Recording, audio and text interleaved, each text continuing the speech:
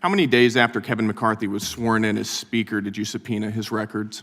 I don't recall, but those two things had nothing to do with one. It was 16 days after becoming the highest-ranking Republican in the House of Representatives. You subpoenaed his toll records. Mr. Smith, at the time you secured those nondisclosure orders, was Speaker McCarthy a flight risk? Nondisclosure order was based on concerns about Was Speaker McCarthy a flight risk? He was not. He was not. Then why did your nondisclosure order refer to him as a flight risk? It says right here, the court finds reasonable grounds to believe that such disclosure will result in flight from prosecution. The risks don't have to be You associated. think that the Speaker of the House is a flight risk? The question? No, this is not your time. This is my time. The gentleman from Texas, Mr. Gill, is recognized for 5 minutes. Mr. Smith, in January of 2023, did you subpoena then Speaker of the House Kevin McCarthy's toll records? Yes, sir, we did. Yes, you did. And the subpoena covered the time period between November 2020 and January 2021. Is that right? I'm sorry, sir, could you say that again?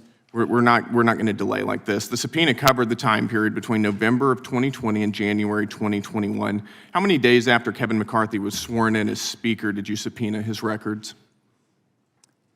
I don't recall, but those two things had nothing to It do was with one. 16 days after becoming the highest-ranking Republican in the House of Representatives. You subpoenaed his toll records.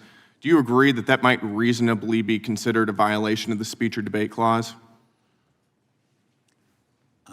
I do not, and I want to be clear that the toll You were records- collecting months' worth of phone data on the Republican Speaker of the House, the leader of the opposition, right after he got sworn in as Speaker, all around the time of a major vote. That sounds like a flagrant violation of the speech or debate clause to me, and I think most people agree with me. And Speaker McCarthy had no recourse, did he? Because you issued a non-disclosure order ensuring that neither he nor any of the American people knew about these subpoenas. Is that right? The toll record, the non-content toll record subpoenas, we did secure non-disclosure orders for those subpoenas. You because did, of and let me those ask you, Mr. requests. Smith, at the time you secured those non-disclosure orders, was Speaker McCarthy a flight risk? The non-disclosure order was based on concerns about Was Speaker obstruction. McCarthy a flight risk? He was not. He was not. Then why did your non-disclosure order refer to him as a flight risk? It says right here, the court finds reasonable grounds to believe that such disclosure will result in flight from prosecution. Sir, when securing a non-disclosure order, the risks don't have to be You associated. think that the Speaker of the House is a flight risk? The question? No, this is not your time. This is my time. You think the Speaker of the House is a flight risk? You think he's going to hop on a plane and leave the country? No, what I was trying to explain is with respect to a non-disclosure order, the risks aren't necessarily associated with the subscriber to the phone. They're the risks to the investigation. I think that you were using, this was clearly in reference to Speaker McCarthy, and you were using clearly false information to secure a non-disclosure order to hide from Speaker McCarthy and from the American people the fact that you were spying on his toll records. But I've got more, so let's move on.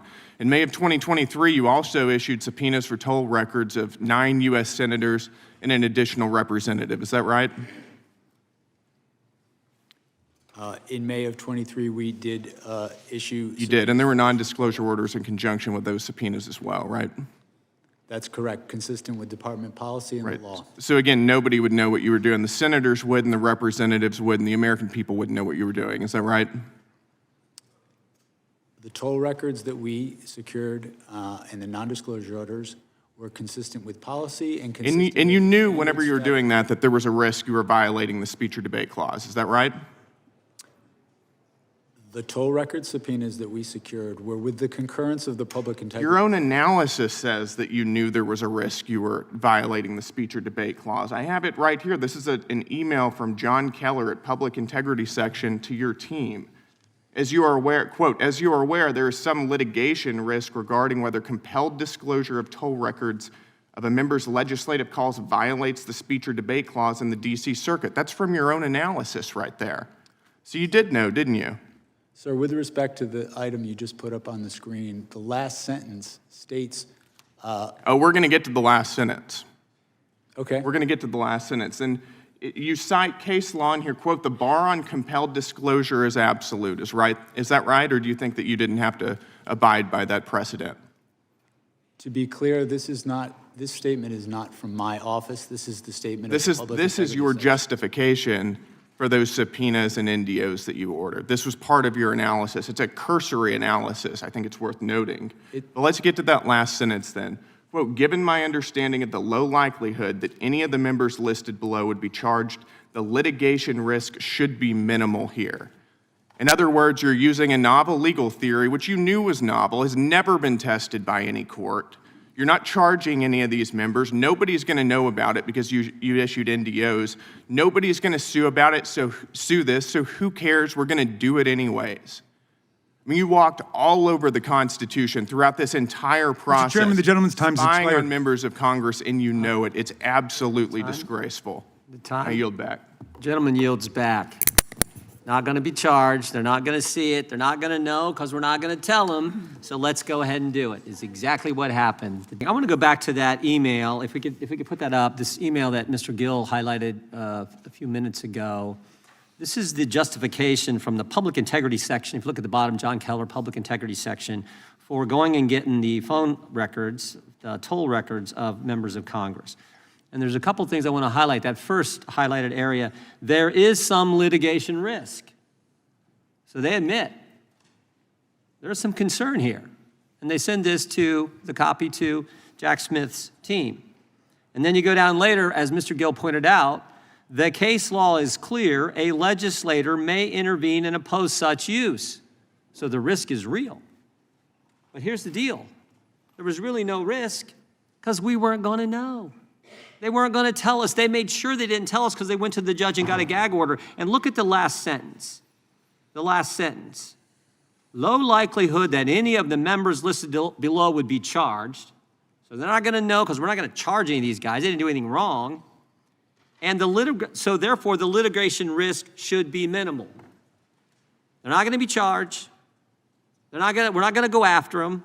The litigation risk is minimal. And it's minimal because, frankly, it's non-existent because they're not going to know. And we're going to make sure they don't know because we're not even going to tell the judge who we're getting the gag orders on. And yet, Mr. Smith thought that was A-okay. That was just fine. That was in the letter and the spirit of the Constitution. I find that hard to believe. And you know why? You know why everyone knows it's wrong? Because the public integrity section at the Justice Department has now changed its policy. You can't do this anymore. They've changed their policy. But it was okay for Jack Smith to do it because we got to get Trump.